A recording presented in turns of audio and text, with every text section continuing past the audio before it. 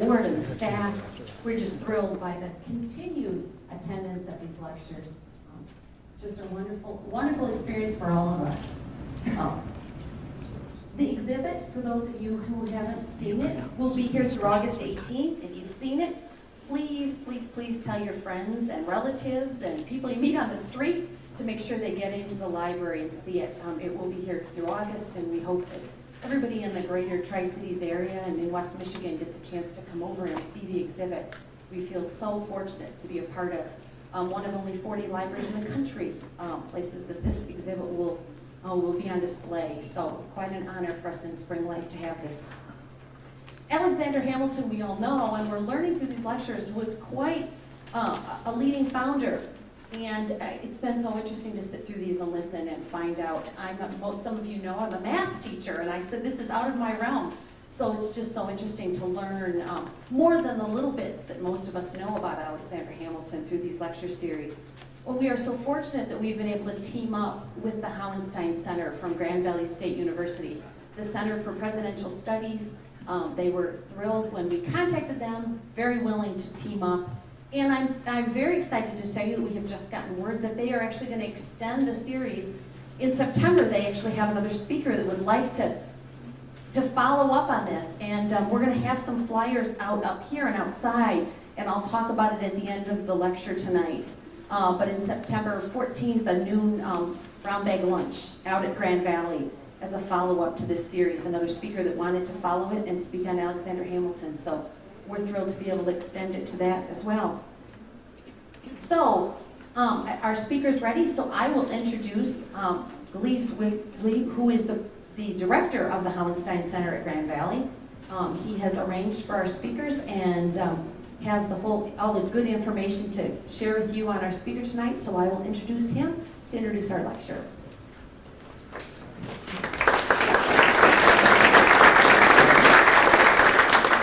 Wow, and are we all impressed, those of us who've been involved in planning this and executing this lecture series, so impressed with your attendance and your continued interest in Alexander Hamilton. I see a number of people who've been here in prior weeks, and we have a good thing going, and I'm just thrilled. And in fact, I just told Mary, I said, I think that this series is going so well that we ought to do something next summer as well.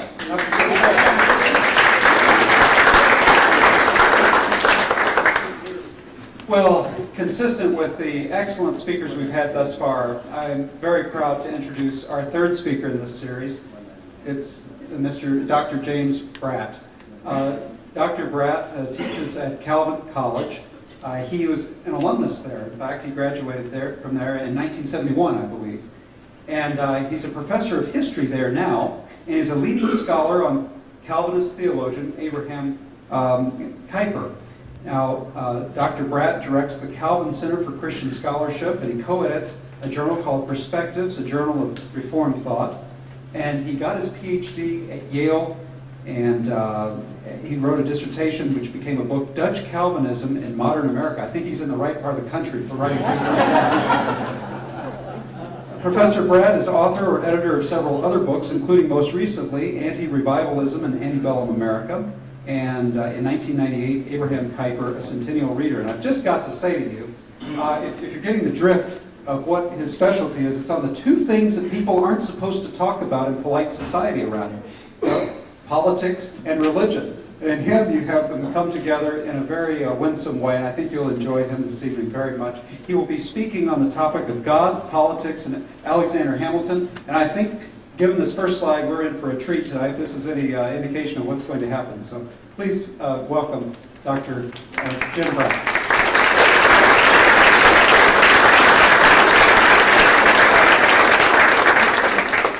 Thank you, Gleib. First of all, I am astonished, very pleasantly astonished, to see so many of you out here on a wonderful summer evening wanting to hear about history, religion and politics and American history. It's very inspiring to me, who ordinarily a teacher of 18-year-olds who are in a history class not because it's their first choice.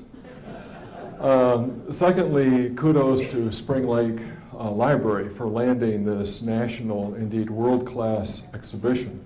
I was telling Cleves at dinner that I've just gotten back from, from Europe, where I taught Calvin's semester in London for about 5 months.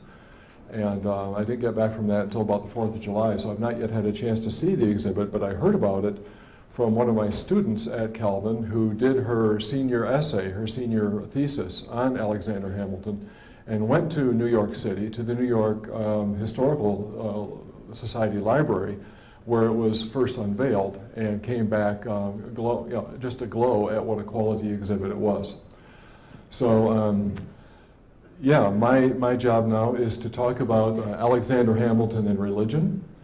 And in a sense, first of all, does everybody have a handout? If you haven't had one, don't have one, there are some extras up here.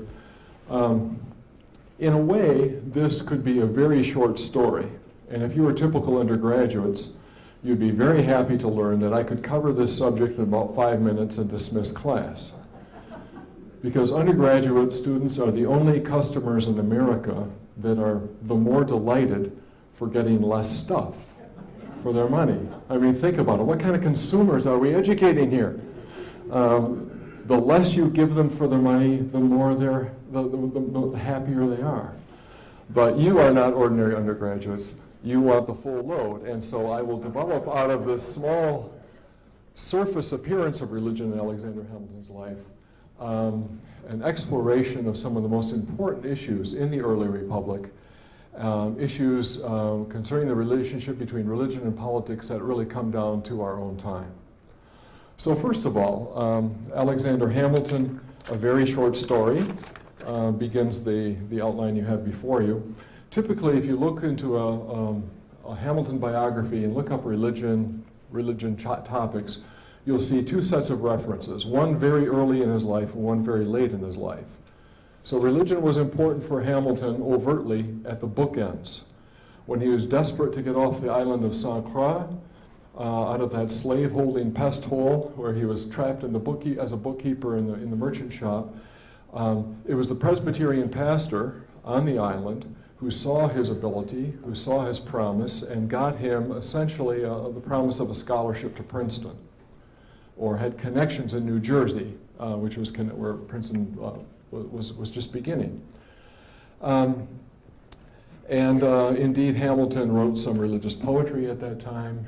His famous essay about the hurricane that swept the island was filled with invocations of God's providence, the finitude of man, and so forth and so on. And then you'll see another cluster of references to Hamilton and religion at the very end of his life, when it's all over, when his career has gone south. He's just flamed John Adams in this long public pamphlet. He's kind of killed his future in the Federalist Party. His mortal enemy, or his arch enemy, Thomas Jefferson, has been elected president. Turns out his mortal enemy, Aaron Burr Jr., has been elected vice president.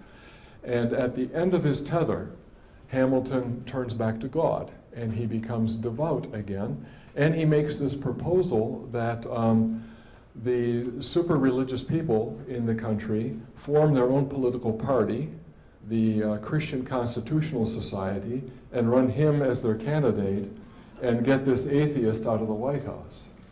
Nothing very much came of that. In between, however, in the crucial 25 years of Hamilton's life, from about 1775 to 1800, biography after biography of biography, there's virtually nothing about his religion. And in that way, Hamilton is not unrepresentative, but is quite representative of these people we call the Founding Fathers. So going to point 2 on the outline, religion is experiencing very mixed fortunes at the time of this country's founding. A lower percentage of people are formal church members at this time than any other time in American history. About 6% of Americans are formal members of a church. Contrast that with 1960, when 69% of Americans were formal members of a church. And the people in leadership in the great political events that make up America's founding, the people in the leadership whom we call the Founding Fathers, this very elite group of white men are not typically, by and large, they are not ardent Christians. They are not evangelical Christians. Here's a quotation from one of the more conservative among them, John Adams. He was a church-going animal, he said. He couldn't help himself. Even though he didn't believe most of this stuff, he couldn't help but go. Later in his life, he's interesting, Adams is, because the later he gets in life, the more theologically radical he becomes, just the opposite track from Thomas Jefferson. But in one of his letters to Jefferson late in life, he refers to the doctrine of the divinity of Christ as a blasphemous idolatry. Now, for those of you who don't know, believing that Jesus is God is kind of one of the entry points of Christian faith, right? It divides those who are Christians from those who are not. And just because you don't, if you're not a Christian, doesn't mean you're a bad person or you're immoral or anything, but this is just one of the markers, okay? Adams is interesting, particularly interesting, however, because not only do his convictions kind of rub up against his habit, but he did have, and much like James Madison this way, he did have a fairly robust Calvinistic sense of human nature. That is, he didn't expect too much of us naturally. Yeah? But he had, his issue then was not with the doctrine of man, the doctrine of humanity, but with the doctrine of God. There he was fairly Unitarian in his outlook, that Jesus was a great man, Jesus was a model for us behaviorally and so forth, Jesus had great teachings, but he wasn't God. And this is one of the more conservative of the founding fathers. Thomas Jefferson wound up being a Unitarian at the end of his life too, but only after tracking rightward, getting more conservative from a more radical position. By and large, then, the founding fathers, this elite group of people, were much more concerned with politics than with theology, and they took their bearings in politics from the standards of reason and science, as opposed, say, to the earlier founding fathers of New England, the Puritans, in the Pilgrim Fathers in the 1620s and 30s. Now, these were Christian founding fathers and mothers. They took their political bearings out of Scripture and out of Christian theology. The founders, by and large, there were some exceptions, did not go there.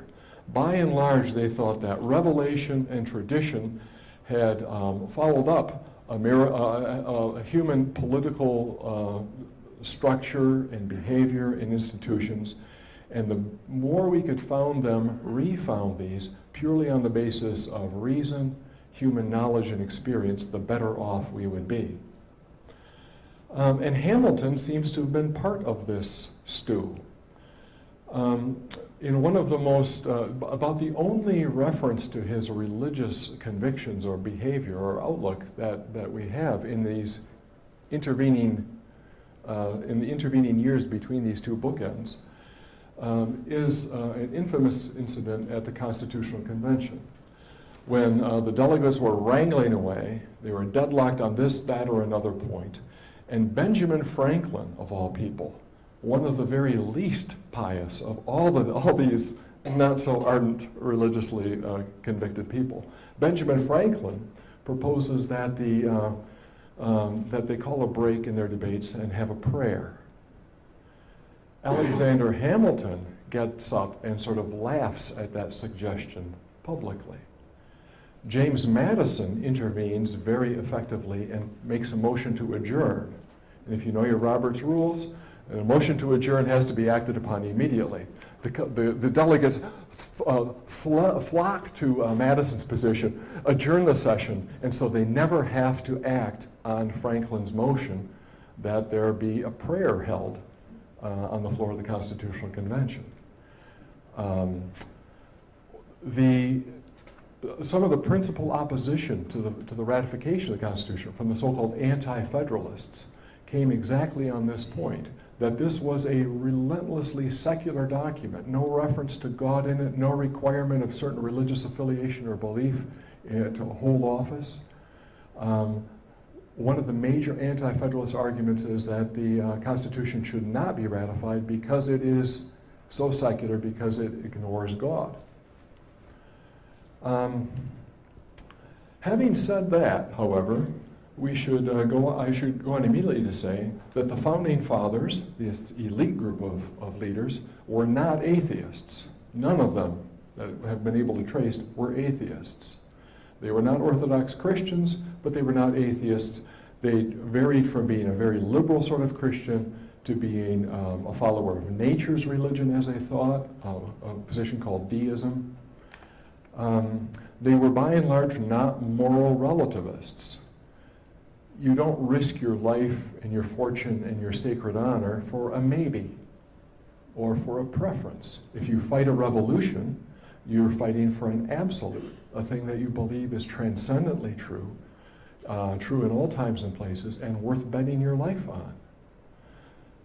And in our many conversations today, and much of the hullabaloo about religion and politics and what the founders actually believed, I think this is one of the problems we have in our society today, that we cannot, too many of us cannot imagine people not being Orthodox Christians and yet not being moral relativists. Well, the founders were.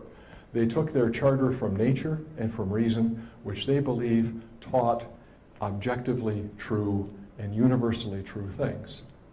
A lot of that has disappeared, and that may be more of the issue than their Christianity or not.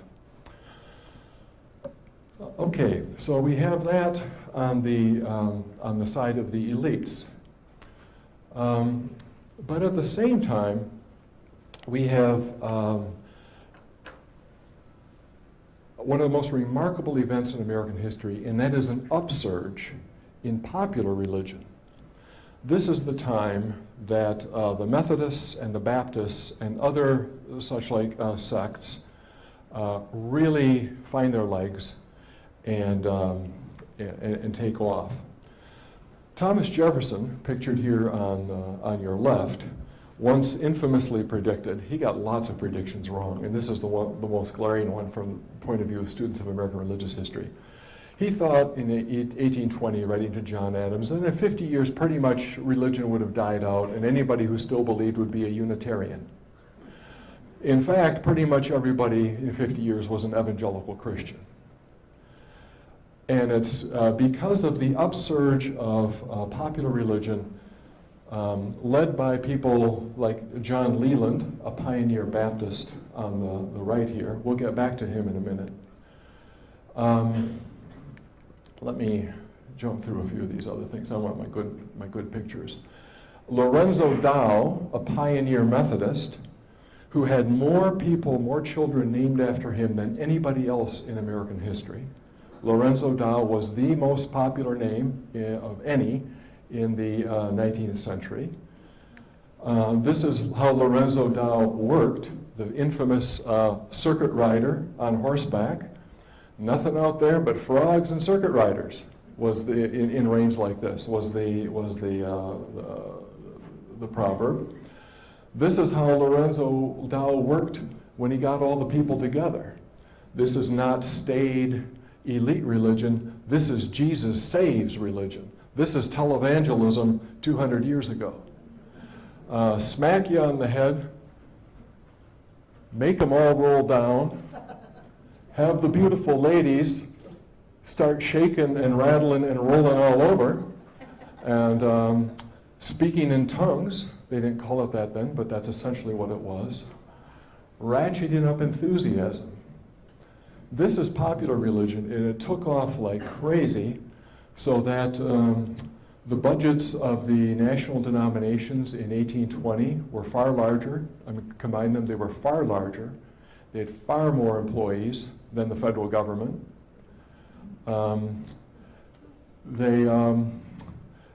More people had a circuit rider experience in common than almost any other kind of experience. The Methodists were the church, were the nation's largest denomination. The Baptists were second. an amazing explosion of popular religion. So that, as I said, quite far from everybody becoming Unitarian, most everybody was becoming evangelical. By the way, Alexander Hamilton was not a real enthusiast for democracy. Democracy was a controversial thing because this, ladies and gentlemen, is what democracy looks like on the religious floor, and this is the way it looks like in politics too. It's enthusiastic, it's giving untutored, uneducated, very often illiterate people final say over their religious destiny, and in politics, over the direction of the nation. Would you trust your soul to this man? Would you trust the United States of America to these people? Democracy means yes. And so maybe we can sympathize a little bit more, or not, with Alexander Hamilton for thinking that democracy isn't such a great idea. Let me backtrack here. This is what democracy looks like. This is the Mount Shiloh Baptist Church in Virginia. This is what elite founding fathers' religion looked like. The St. James Episcopal Church in Goose Creek, South Carolina. You don't get up into that pulpit unless you have an MDiv or a DD, lots of education and ability in 3 languages. You can get up in this pulpit as long as Jesus worked warmly in your heart. This is the one that takes off. This is the one that the founders think is being left behind. I mean, if this guy's qualification is his education and reason, well then we're more educated and reasonable than those preachers who insist on following the Bible. So what is the founding era in American religious history, in American history then? Is it anti-Christian, unchristian, super-Christian? The answer is yes. It's all of these. We have a class divide. We have an elite that is tracking fairly steadily away from religion and thinks that their important business of founding a nation ought to be detached from religion. And we have people voting in these elections that the educated elite are now making possible. We have people voting there, more and more, who have far more than before gotten Jesus and the Holy Spirit in their heart.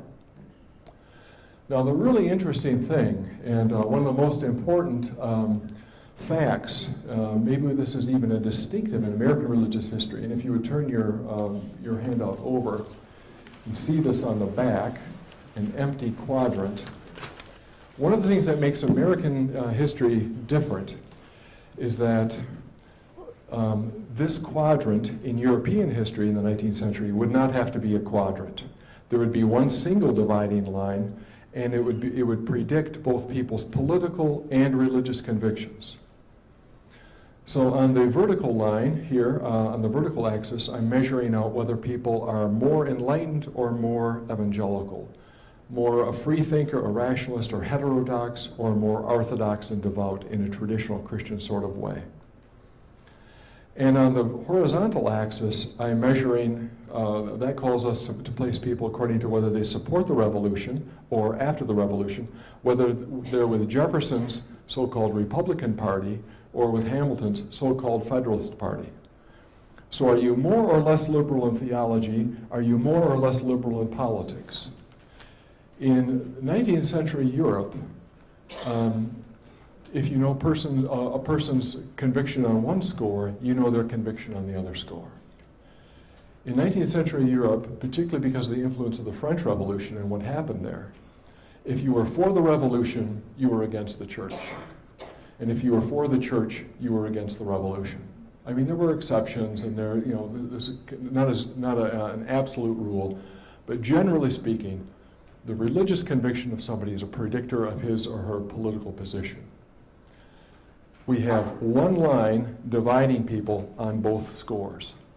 One of the most important developments in American history is that right at the time of the American Revolution, and 30 years after that, that line gets turned about so that we don't have a bifurcation into left and right, but we have a quadrant system. In the upper left-hand corner on your page, people who are left politically and left theologically would be a person like Thomas Jefferson.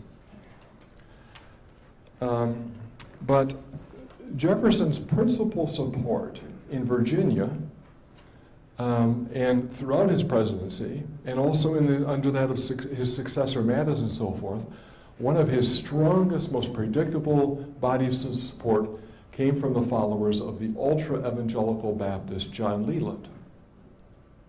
Okay?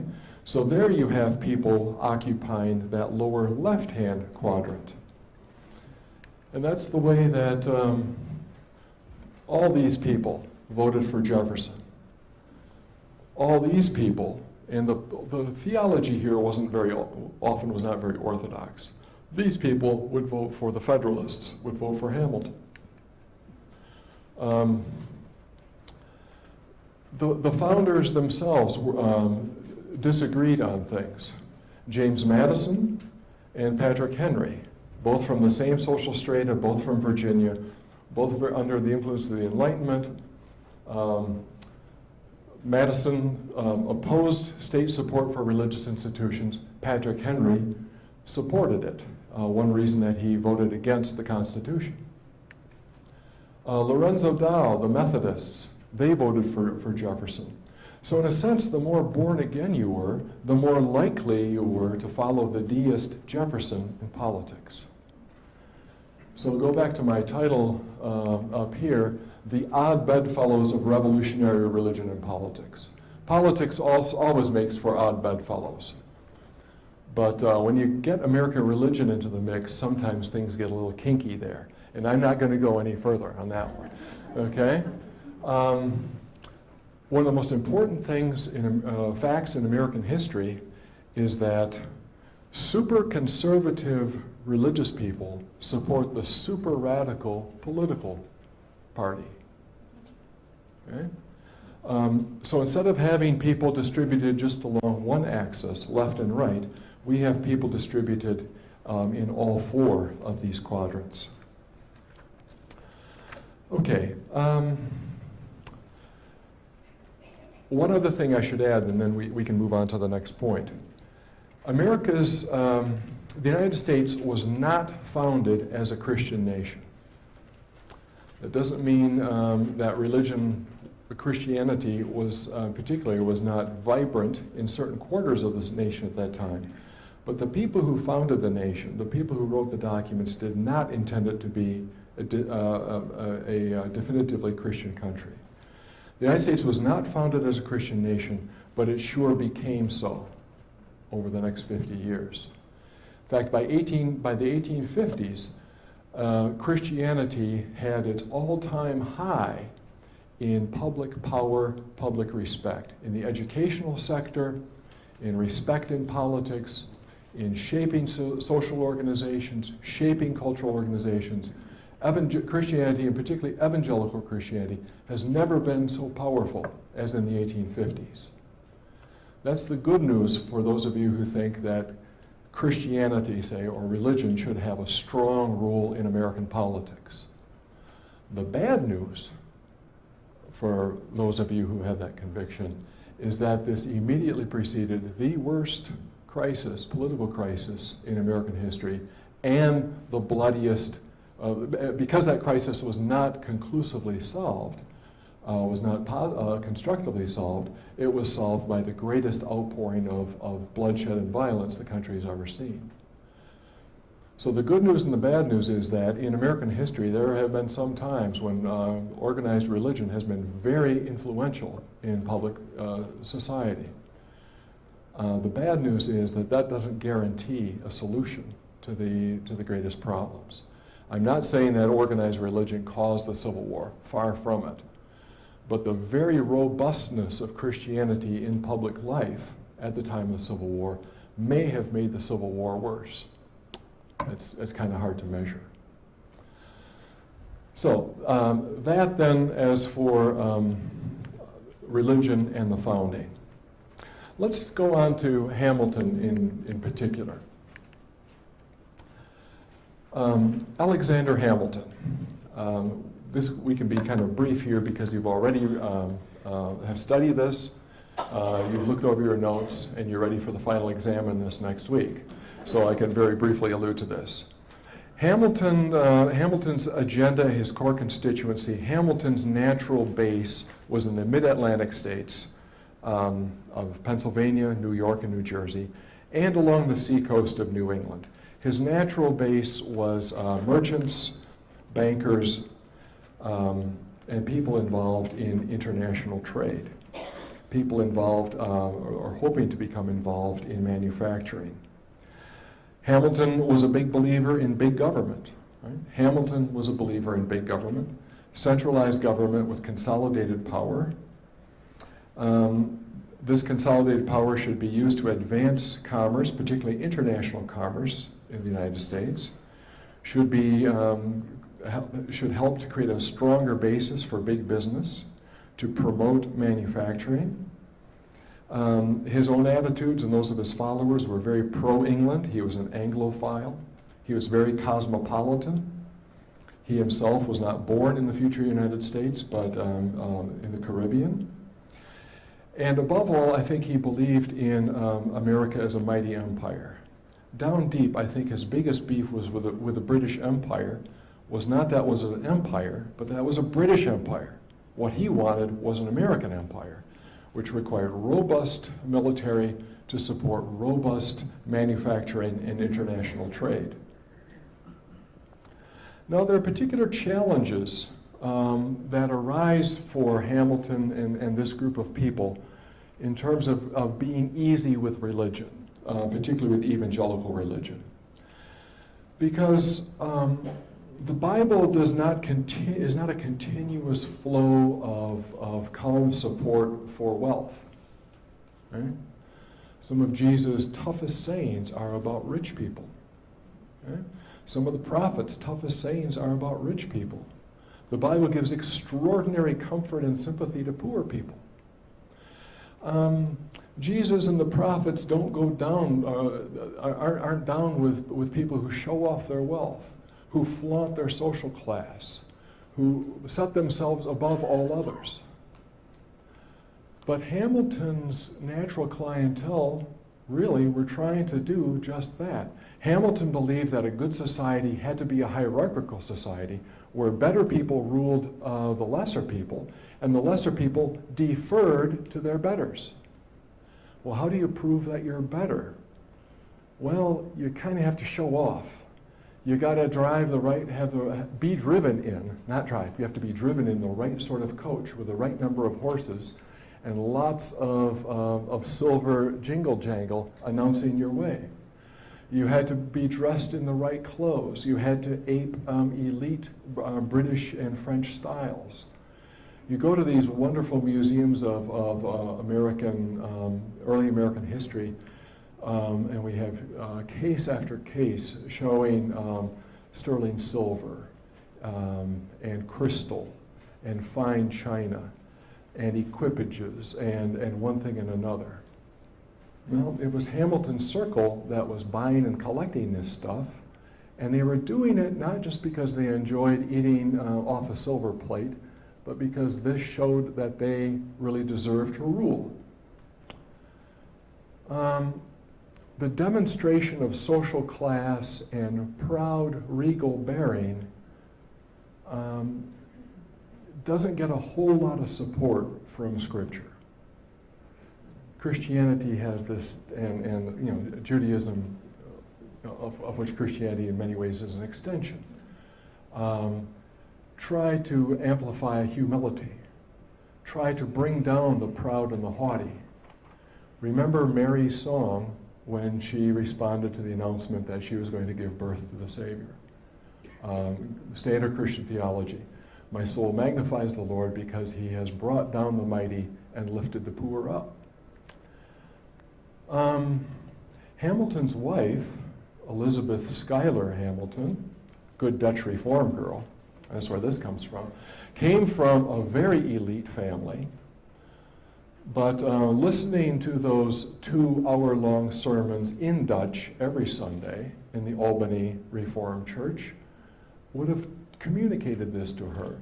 And so in her, particularly in her widowed life, after all her children were reared and out of the house and so forth, she devoted herself to good works, particularly to orphanages. And she was never quite so comfortable as Alexander thought he would be with showing off and proving social class. Now, Alex had a problem, of course. He was a lower class, in the technical sense of the term, bastard mutt. Okay? He had no social class at all, and he had a whole heck of a lot more to prove than Eliza did. So you can see why he would be driving this way. Hamilton, therefore, personally had a particular challenge, and this is true for many of the founders, had a particular challenge with Christianity, particularly with evangelical Christianity, because part of the code and part of the credo and part of showing what they were was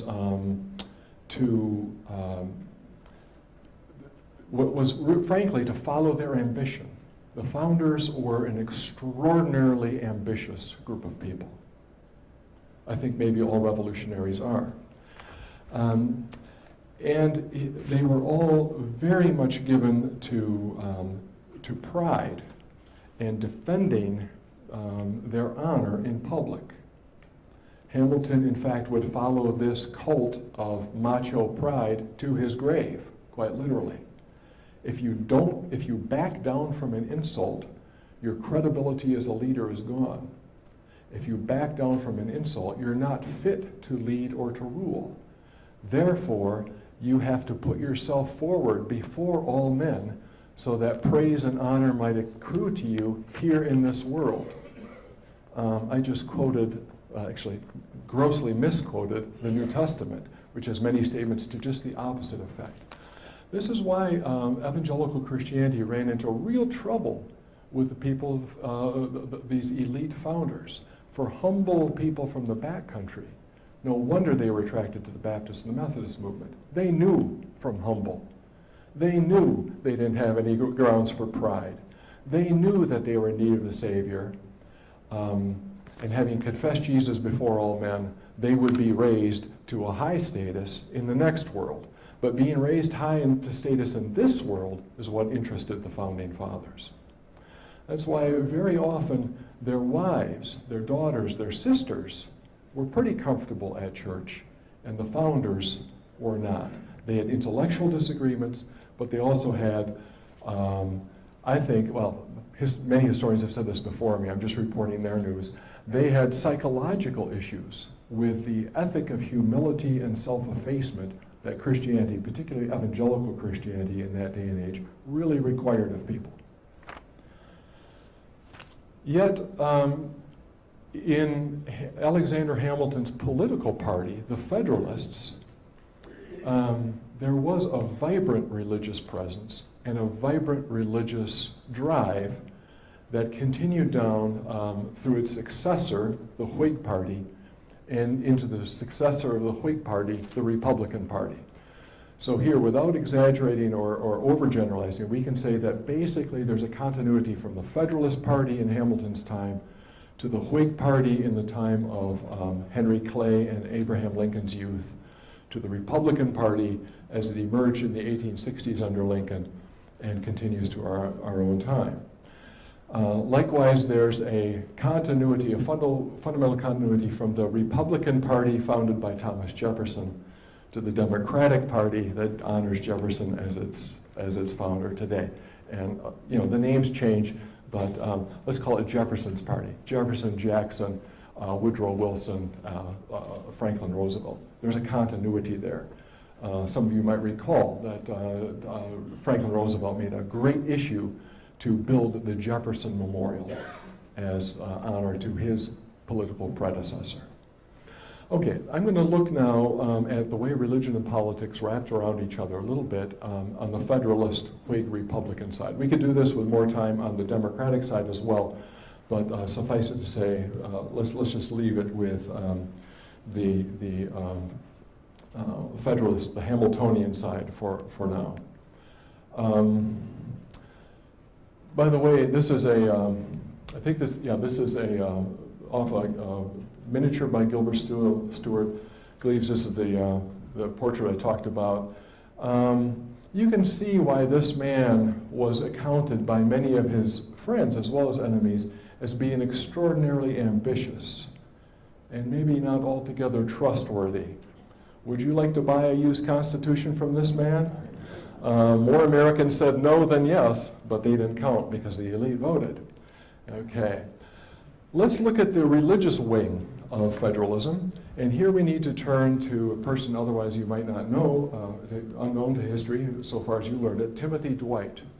Timothy Dwight had a very interesting career. First of all, he was a grandson of Jonathan Edwards, like his and Alexander Hamilton's mortal enemy, Aaron Burr Jr., who was also a grandson of Jonathan Edwards. Timothy Dwight was an author, one of the most promising poets in the new nation. He became president of Yale in 1795, and as Yale presidents have done ever since, certainly when I was there, the first thing he did was lead a revival. An evangelical come to Jesus born again revival. He was unusual among Yale presidents for leading a revival, but he was very successful at it.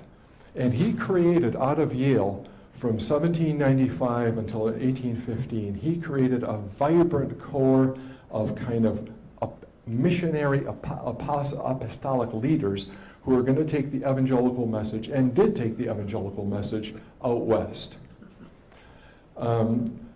He was an arch-federalist known as the Pope of Federalism.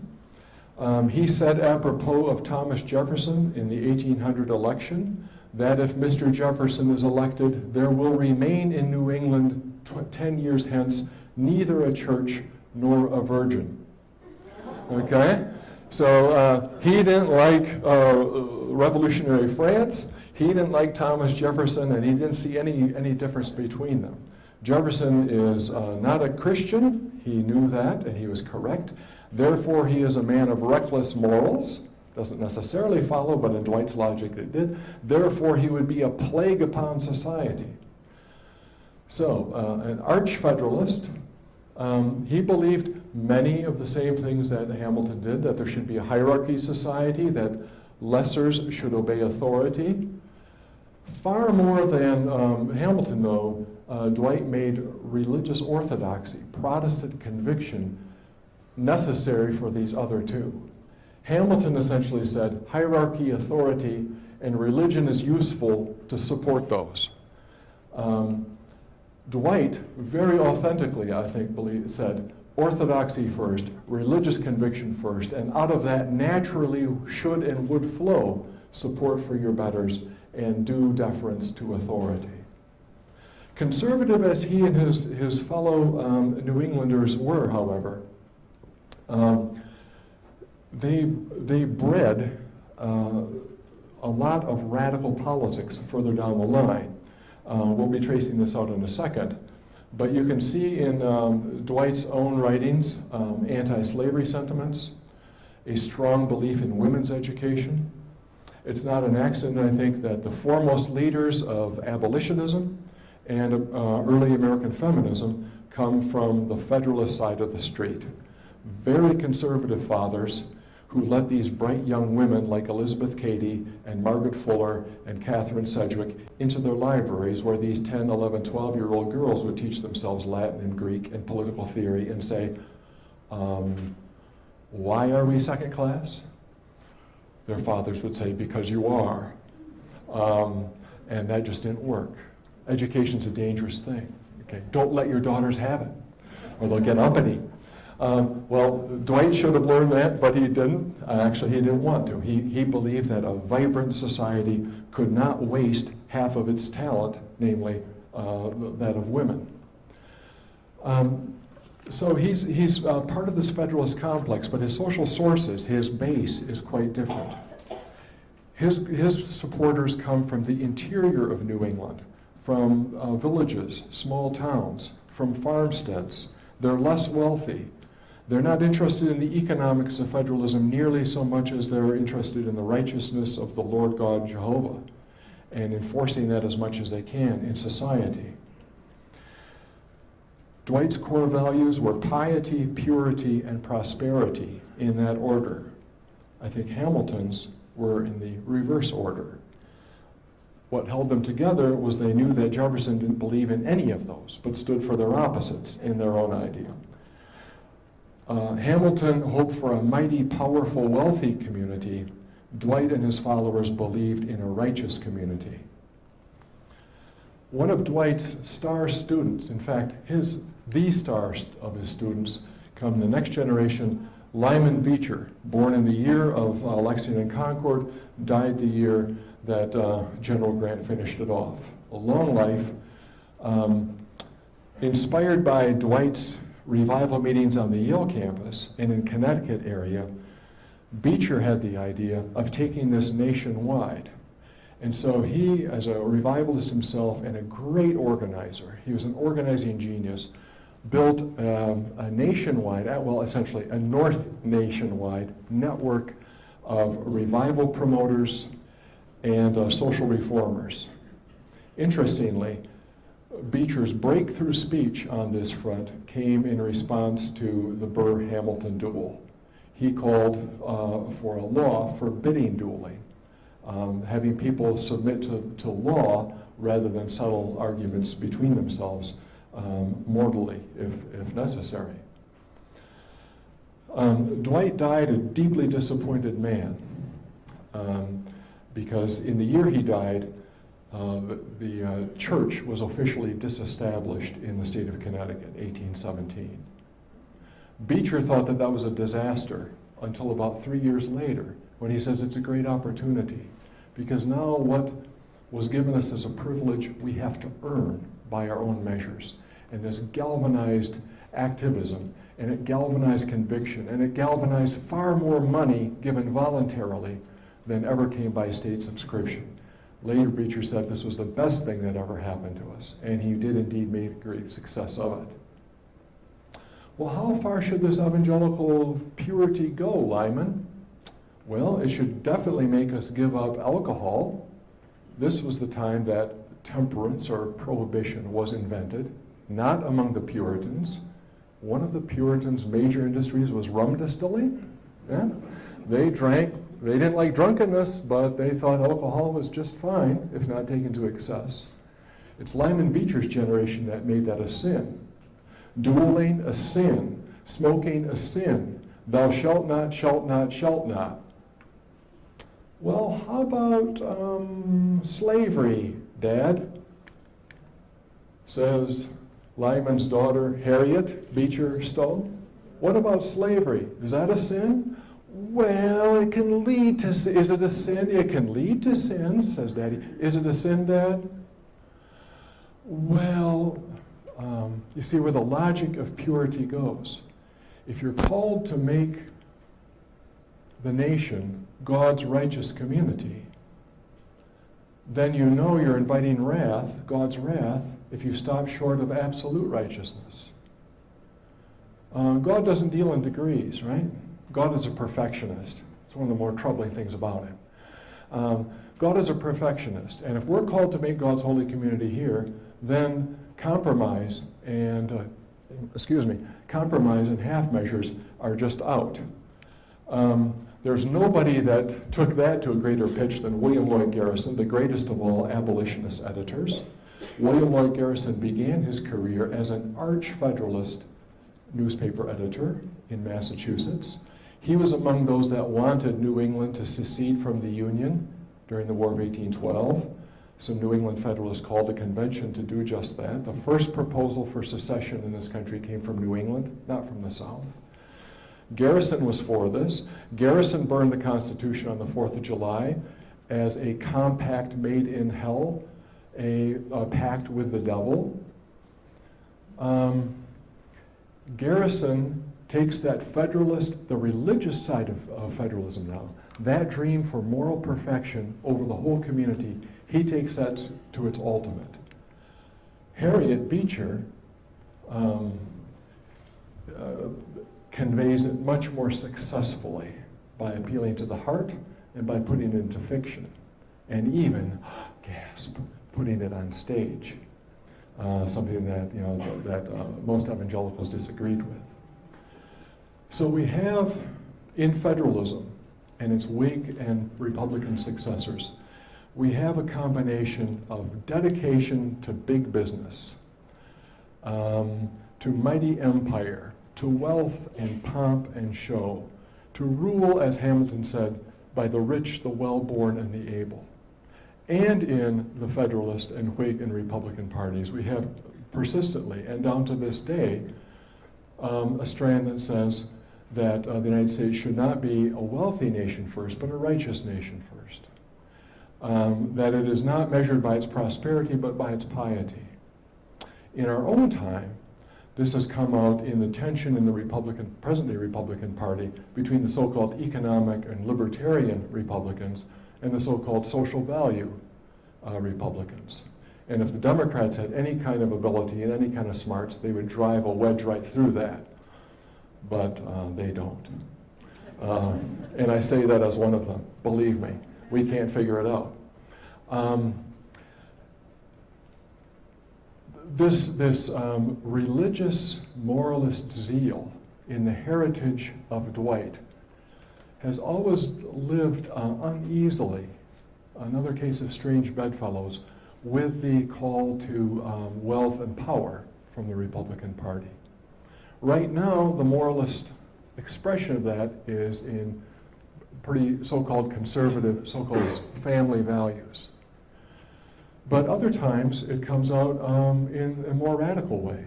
It comes out on the left. Think of Harriet Beecher Stowe and Abraham Lincoln fighting against slavery.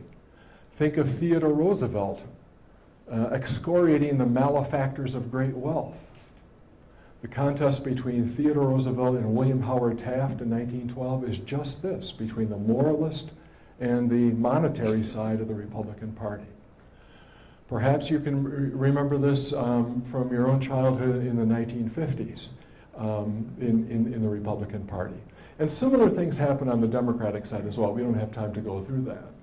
But I hope to have shown here that the question of religion and politics in Alexander Hamilton's life and career was not just a short answer issue. It got down to some of the fundamental questions about the founding of the American nation, about the relationship between wealth and righteousness.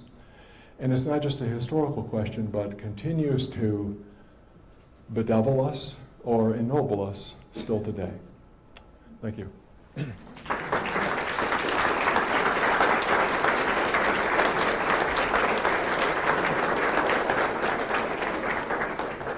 So we have, at your tolerance and patience, we have time for questions. I can answer them as long as you can sit there. Yeah. That's a question.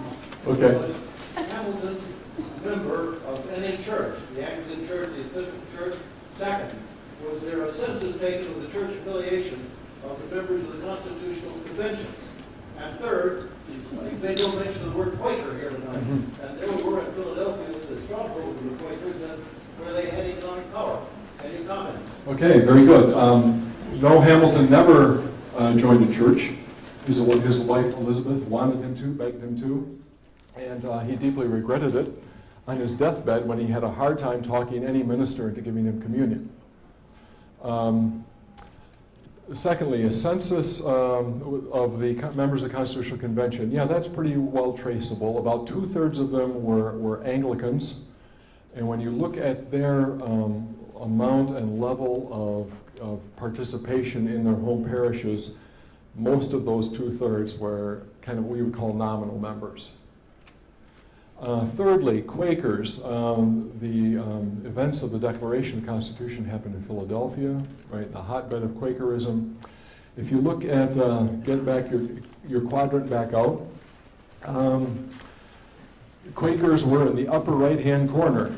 They tended to be, they were heterodox by standards of Christian orthodoxy, and they were either neutral or loyalist because they had a great deal under the British Crown. They really disliked war, and they knew that if a war came here, their business would get disrupted and their consciences would get pushed right to the wall, and indeed they did. In fact, under the revolutionary government in the state of Pennsylvania, which was the most radical by far of any of the revolutionary state governments, they were kicked out of politics, and they lost their leadership, and they were ostracized, and they didn't get it back for quite a while. Okay. Yes. I don't know if this was covered before. Was there any backlash because of the killing of Aaron Burr? Burr's killing of Hamilton. Yes, there was a huge, I think that's when, in the North anyway, dueling became either illegal or just so unacceptable that it didn't happen anymore. Now, it lived on in the South for a long time, right down to the Civil War. You have to understand that at that time, the South was the least churched, the least religious section in the United States. Okay, I'm asking for a great leap of historical imagination now. Your natural revivalist would have a New England accent, not a Southern accent. So, and this is, as evangelicalism, like Baptist and Methodist churches spread, it always spread through the women in the household, the wives, the mothers, and the sisters. The circuit riders didn't even try to bring the guys to Christ. That was left to the women. And Melissa, where are you? That's what I meant by that comment tonight at dinner, okay? This is not I'm not espousing this, I'm just saying this is the usual expectation. And it's partly because of this macho cult of honor that Southern men in particular held on to dueling longer and were more resistant longer to evangelical Christianity.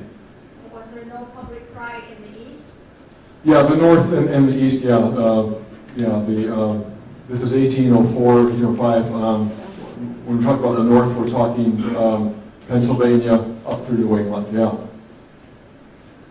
Yes? Would you say that Calvinism, because it has as one of its basic tenets the work ethic, the Christian work ethic, promoted commercialism more than any other denomination? Ah, yes. Have you talked to Max Weber lately? There's this great book written just 100 years ago, The Protestant Ethic and the Spirit of Capitalism, by the great German sociologist Max Weber, and he made exactly this point that, when you're a Roman Catholic in the Middle Ages, you don't know whether you're saved or not. You go to the confessional, the father says, okay, 10 Hail Marys, 3 Our Fathers, and you're home free if you die tonight. Calvinism gets rid of that, right? They release, in Weber's wonderful phrase, Calvinism releases man from the confessional only to throw him on the iron couch of introspection. And, I grew up Christian Reformed, and, you can spell guilt, right? Yeah? You can spell work. My high school principal is here. I'm still scared. Hi, Bill. Hope I didn't mess up too bad, Mr. Camster. Yeah. But on the other hand, so there is this work ethic. But when you look at Puritan and Presbyterian, and even until recently, I think Christian Reformed and Reformed church communities, there's kind of an uneasiness about great wealth and about showing off. And when we look at who Weber picks on as his chief example of this connection between salvation, proving your salvation by wealth, it's Benjamin Franklin. And Benjamin Franklin is born in Puritan Boston and gets out of there as fast as he can to commercial Philadelphia. So I think my own addendum to Weber's work would be the post-Protestant ethic and the spirit of capitalism. Is when you don't really practice the religion in community anymore, but you're this freebooter out there, that you start taking your status and your salvation, your earthly salvation, if nothing else, in terms of wealth. But you and Weber are right on the main point that this is a tremendous tension in Calvinism. In every community it's fostered. And it resists the temptation to the homage to great wealth. It resists that with great difficulty, and it has to be a constant reiteration. So it's, good observation. Yeah.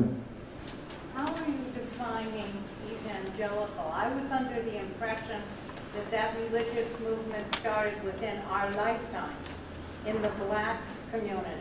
How am I defining evangelicalism? Evangelicalism is a born-again religion. It's the idea that you can have a virtually instantaneous or named and placed, timed and placed experience of having been filled with the Holy Spirit, converted, saved, call it what you will. It began in London, right by the present-day Museum of London on Aldergate Street, when John Wesley had an experience in 1738. It began that a little. It started in America a little bit before that, when Jonathan Edwards fostered a revival in his parish in Northampton, Massachusetts in 1735. And these two came together when George Whitefield, spelled Whitefield, began the first of his 7 missionary journeys. He doubled the Apostle Paul. 7 missionary journeys to America to spread this kind of evangelicalism. Whitefield had been a buddy of John and Charles Wesley at Oxford, and then he was an acquaintance of Edwards in America. So we can date it exactly to the late 1730s, and it takes as its essence, as its core, this experience of this born-again experience. It is, you're right on the African American count, this is the way that Christianity finally got into the slave quarters. This was an accessible kind of Christianity that plain folks who were enslaved could accept and wanted to accept, particularly after they were being sold, torn away from their families in the expansion of the slave regime into the Cotton Kingdom after the Revolution. That's when it seems the African American conversion to Christianity really started taking off. But you're right to say that the African Americans are the solidest group of evangelical Christians in America, indeed in the industrialized world today. And just to show the politics-religion thing, they're also the most dependable and unanimous voters for the Democratic Party. So Republicans do not have a monopoly on evangelical voters, unless you're only looking at the white side of the street.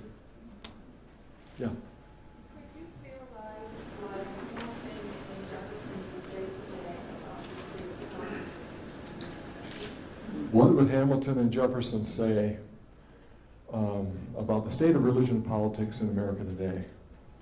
Jefferson would invoke language as to a deity in which he didn't believe.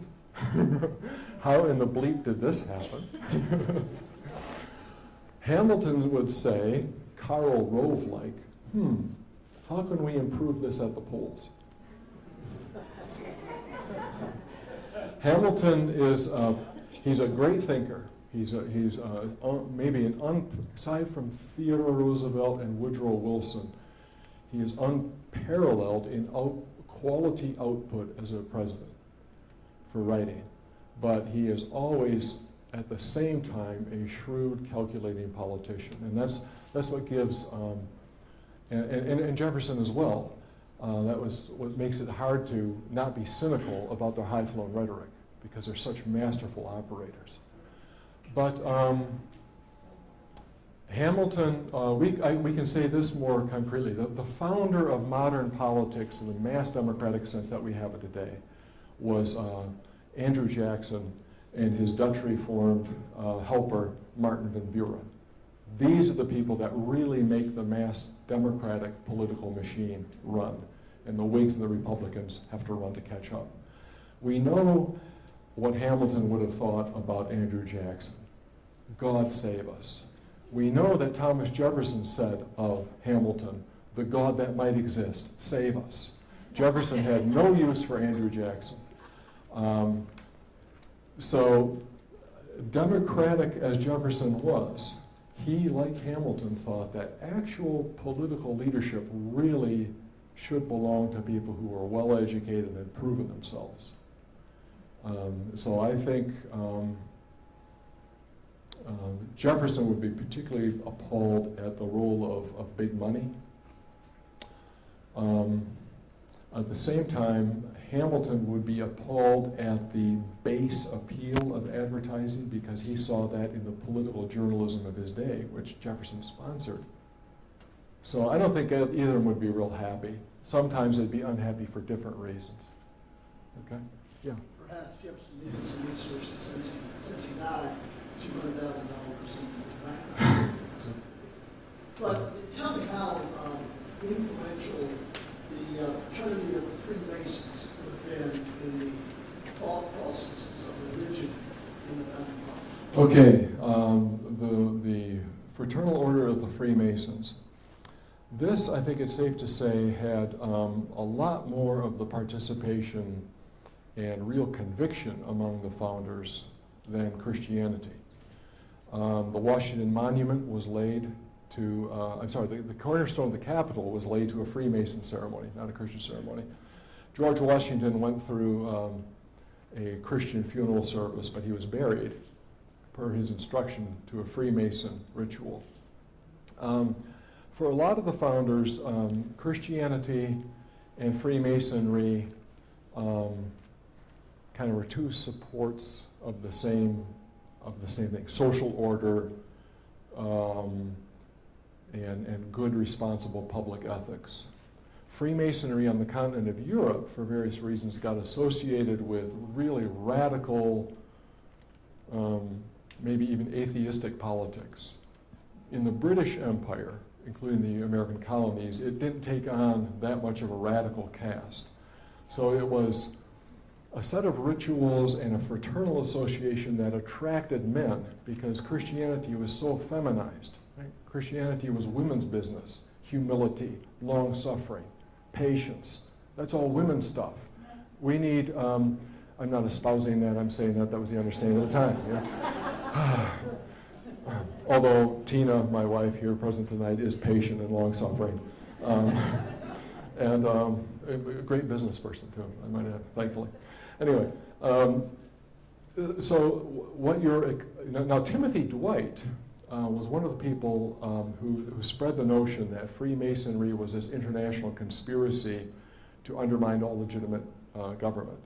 But that's out of response to the French Revolution rather than at the time of the American. Does that answer your question? Yeah. By the way, Jefferson, he died bankrupt. One of the reasons he died bankrupt, and one of the reasons that he never freed his slaves, is the enslaved people on his estate were used as collateral for all those loans to build up Monticello. Wonderful, wonderful Monticello with a world-class wine collection. Well, Cato and Caesar and the slaves, they're collateral for those loans. Okay. Yeah. I noticed in the exhibit out there that Hamilton had started a couple of schools for black slaves. It was very interesting. Mm-hmm. Started schools both for black and sisters of women. Yeah. It was very much into him and the American. Right. Hamilton. That was very interested in education. Yeah. Hamilton was a believer in the information highway to the 19th century. Yeah. He's kind of like Clinton that way, believed that education, and well, Jefferson too. All these founders believed that education was crucial, and Jefferson founded the University of Virginia. So in terms of anti-slavery, Hamilton grew up surrounded by it at its worst. The system of slavery on the mainland of North America, relatively speaking, okay, I'm not endorsing it, I wouldn't want to have worked under it, lived under it. Relatively speaking, it was more benign than sugarcane planting in Caribbean, where your life expectancy as an enslaved man would be about 6 or 7 years. Okay, so he grew up in this, with this brutality right at hand, and he knew that if there's any such thing as progress, this was not it. So what's the solution for slavery? Let's start manufacturing. Okay? Let's start manufacturing. But if you read his report on manufacturers, how to promote manufacturing and what benefits it would bring, he said, among other things, this is not all he said, but he does say in there, this will put women and children to work.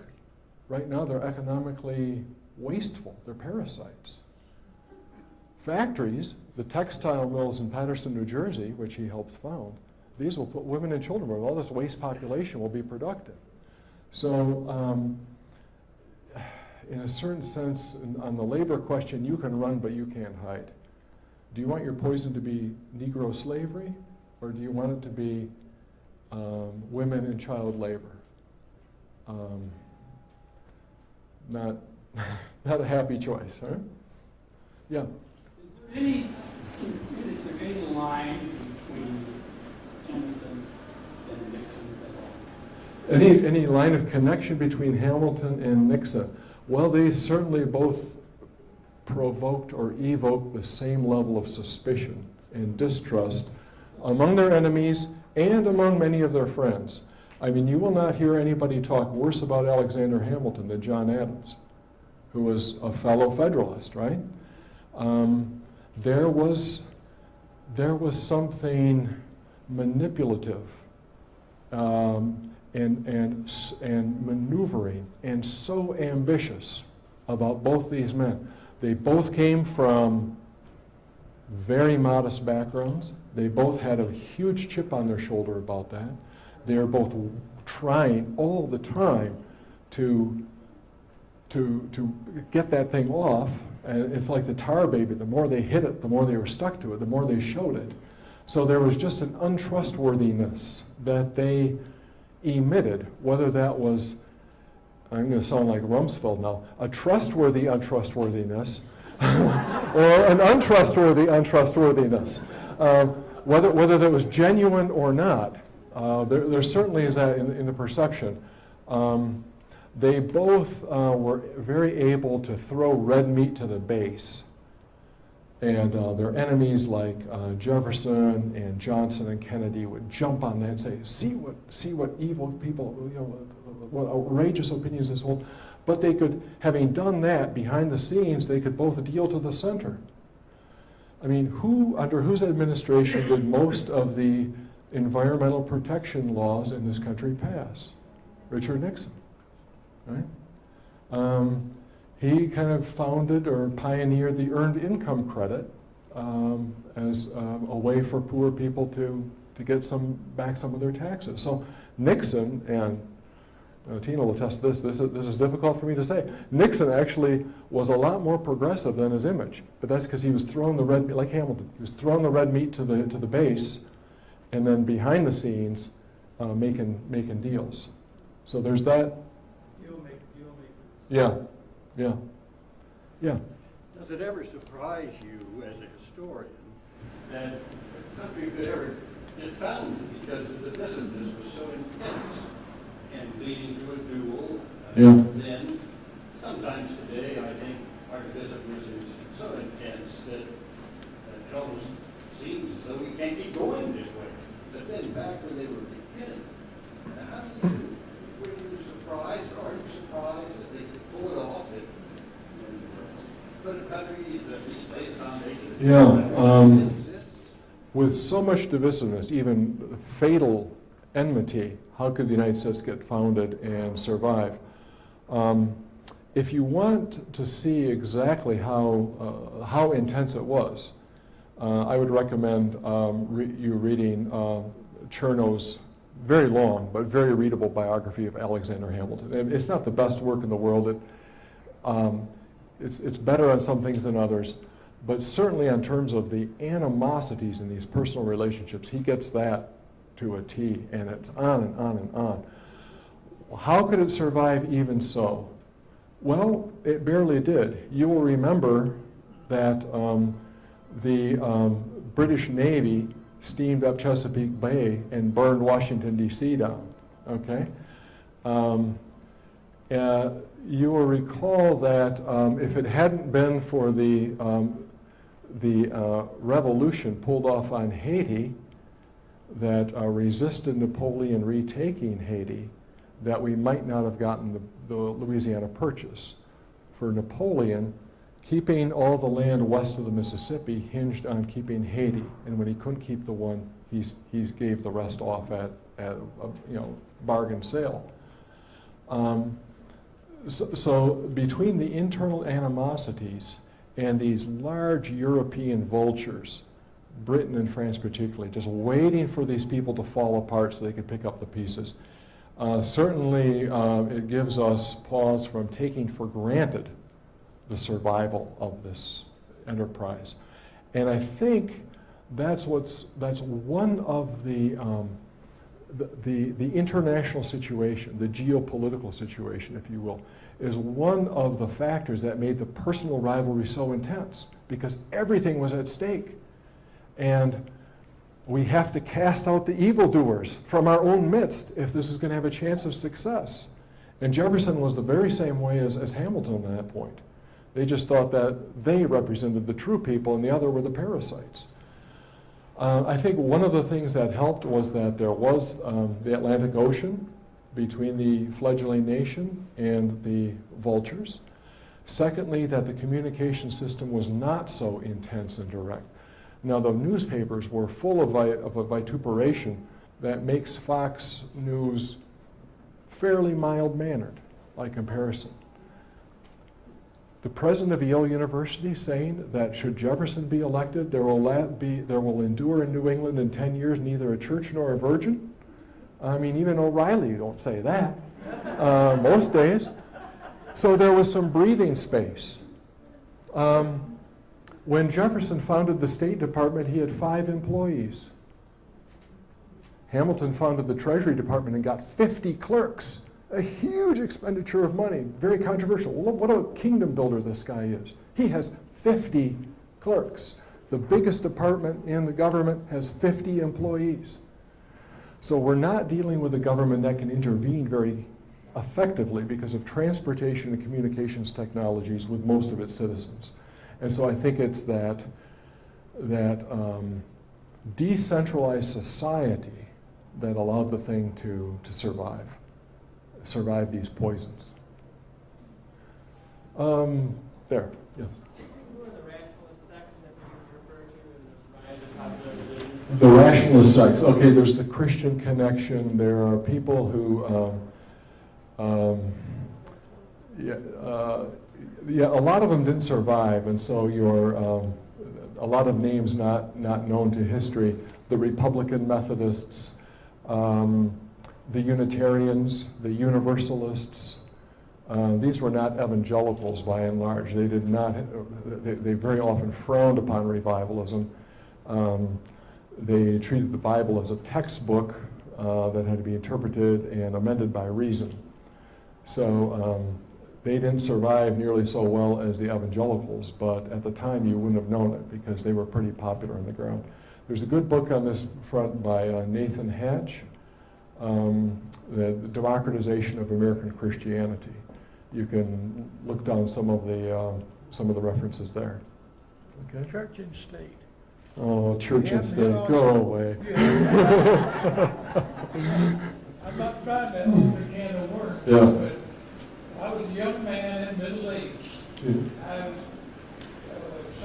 always tried to be a good citizen, and ran for the school board one time. Glad that I didn't get the job. But I expected that with as much history as you described tonight, there'd be more discussion of the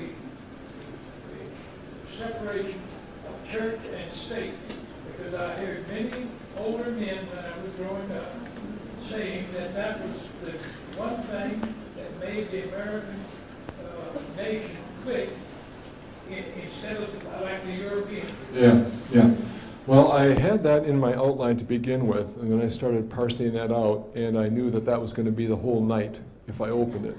It's extremely new. It's extremely nuanced. It's extremely complicated, and you have to delve into it deeply. And Hamilton wasn't because the occasion here is Hamilton. He wasn't that engrossed in that, so I decided, not because it's not important, not because it's not vital or central, but because it's not where Hamilton really was, that I wouldn't go there. Jefferson, separation of church and state, of course, that language is not in the Constitution. It was written in a letter by Jefferson to a congregation of Baptists in Danbury, Connecticut. literally in Timothy Dwight's backyard. That was not an innocent letter. It was very calculated. One of the chief causes of the Jeffersonians in New England was to disestablish the church in Connecticut, which happened in 1817, and in Massachusetts, which happened in 1833. There were tax-funded churches in Massachusetts till 1833. The Constitution could only, the First Amendment could only speak to federal government. It didn't speak to state governments at that time until the Civil War. The Bill of Rights didn't go down to the states, right? Directly.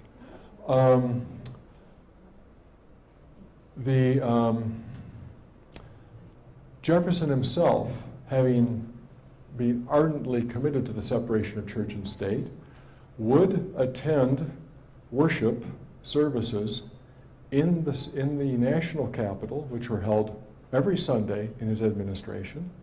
He would attend. He didn't believe, but he thought that since these were strictly voluntary, and since they were multi-denominational in the preacher they had in, that was okay. In terms of faith-based organizations, among other things, when he acquired Louisiana, who's going to run what we would call the welfare system in Louisiana? Well, an order of Catholic nuns, and they could get federal money to do that. So this has taken on so many permutations and reactions and overreactions down through time. Let's just say that at the time we're talking about tonight, it was much more like Madison preferred not the wall of separation, but well, what we call osmosis through a permeable membrane. Good word. And it's only, I mean, the issues are two. The separation of church and state becomes codified into court law the way it is today only with World War II, when the federal government really did have to get down into local affairs. So before that, there was a lot of local option. Well, the other thing is that church and state are two institutions. There's the whole other realm of society that language doesn't speak to at all. So church and state, okay, no state funding of churches, no churches using state premises to promote religion, but what about in schools and on the courthouse lawn at Christmas time and all that? That's society. It's a whole different realm. It's important. We have to decide these things. But the formula of separation of church and state, I don't think gets us very far because it's threadbare. It only takes care of some of the job. Okay. Yeah. The Enlightenment was around this time. Right. And of course, out of that came humanism, right? Which means man alone without God can solve all the problems. What effect did this have on, say, Jefferson and the others? Okay, the humanism you speak about is what we would today call secular humanism. And the Enlightenment, like the Renaissance before it, were boosts to humanism. But a lot of the humanism in the time of the Renaissance was Christian humanism. Okay? At the time of the Enlightenment, I would call it kind of deist humanism. There's, they said, look at human experience, look at the way the world works. Look at Isaac Newton, our great champion, our ultimate scientist, the Einstein of this time. Everything is in order, everything is predictable, everything is a balanced machine. If you see a machine, you must have a mechanic. Okay? And so from nature and from human experience, they inferred that there must be a God. Now, the mechanic of the cosmos is not the same thing as the God of Abraham, Isaac, and Jacob, yes? It's not the same thing as Jesus Christ. It's not the same thing as Muhammad or Allah or the God to whom Moses prayed and so forth. So what they were trying to do was come down to a common denominator world religion. which they called nature's religion or sometimes deism. And that was the religion of Franklin, of Jefferson for sure, possibly of James Madison, possibly of George Washington. On the other hand, these people did not have the inflated self of mankind, of humankind, let's say, that some secular humanists have in the 20th century. They knew exactly how base, how abusive, how mean and low each person could be, much less all people together. And so Madison, I would say, was a humanist without illusions. He was not an atheist. He was sort of a deist humanist who had a robust Calvinistic sense of human nature. Sometimes you can't get lower than this creature, right? So I think it's the technological, the multiplication of technological ability in the 20th century that generates, 19th and 20th century, that generates this real chest thumping, we can do it on our own kind of humanism. And of course, that has to take a great hit with that ultimate technological production called Hiroshima. Huh? So, anyway, I won't preach anymore. Oh.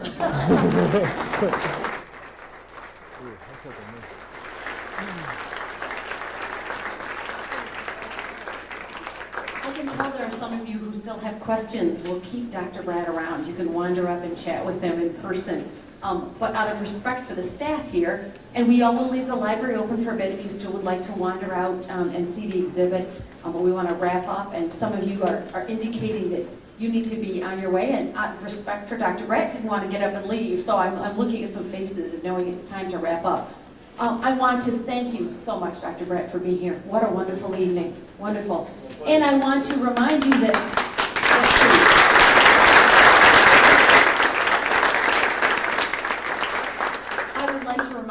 next Tuesday night we wrap up the series here. Gleaves will actually be our speaker, so I'll give you his whole bio next week rather than just have him come out. I will be introducing him next week, and we hope you'll join us again. And once again, if you would grab these flyers are up front, and that is Hank Meyer, the CEO of Meyer Incorporated, will explain West Michigan's connection to Alexander Hamilton. He is currently working on a biography of Arthur Vandenberg, the influential U.S. Senator from Grand Rapids who became a chief architect of U.S. foreign policy in the post-World War II era. Please note that this lecture will be held at the Grand Valley State University's Pew campus at downtown Grand Rapids. It will be noon on September 14th, and you will need to call the Howenstein Center. They will take reservations for that because it's at the downtown Grand Rapids. We do. I'll hand you mine. Those of you who want to pick them up, they're right here. They're also out on the punch table. Thank you so much for joining us, and we hope to see you next Tuesday night.